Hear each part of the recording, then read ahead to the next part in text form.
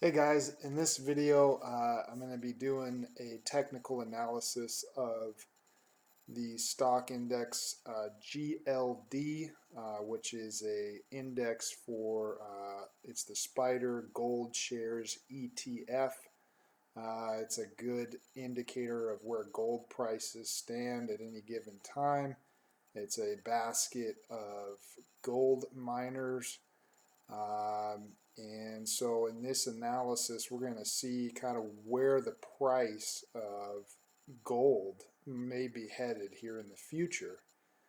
So this is a daily chart. We can see that as of Friday, November 8th, the price of gold GLD closed at 137.39.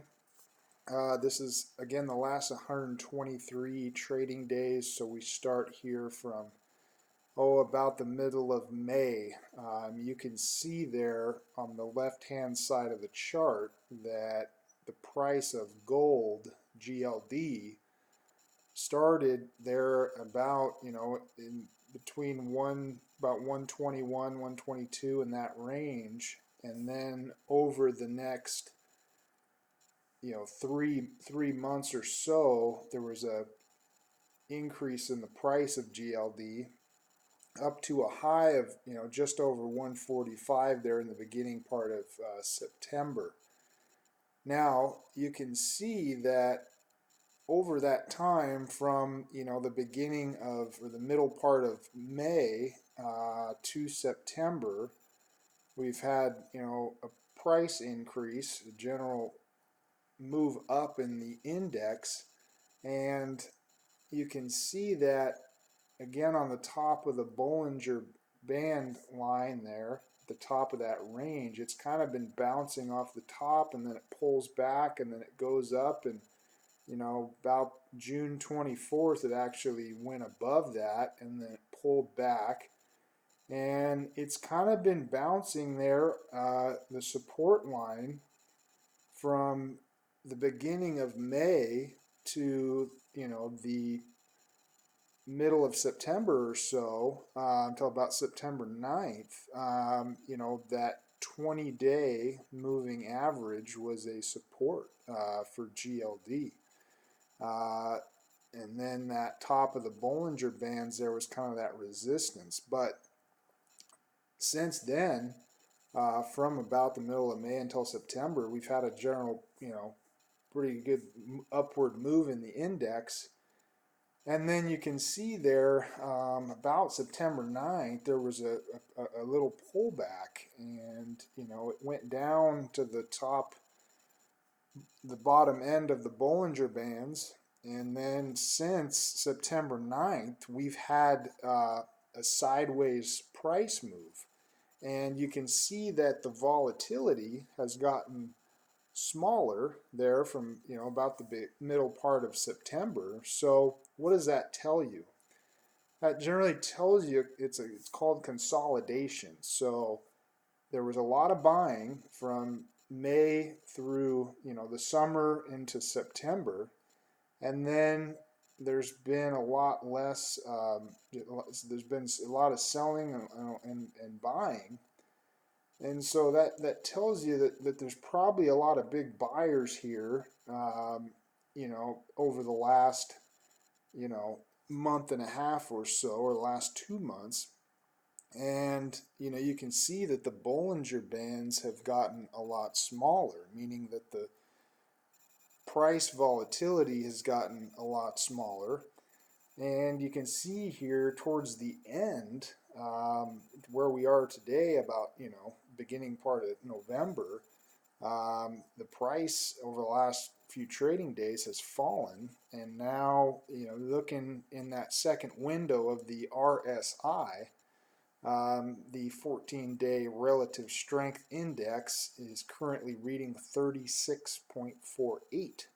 So again, 70 is overbought. That tends to be a good range of where when a stock is overbought. 30 is oversold. So, we are at the bottom of the Bollinger Bands there. You can see on the 2-day RSI, we're getting down to that, 7.41. So, anything below 5, I think gold is a pretty good buy. So I would like to see over the next few trading days to see kind of where the price goes. If we get an upward movement, say if that 2-day RSI goes above say 10 or so, if the 14-day RSI starts to gain some momentum, then I think we could see an upward move in the index.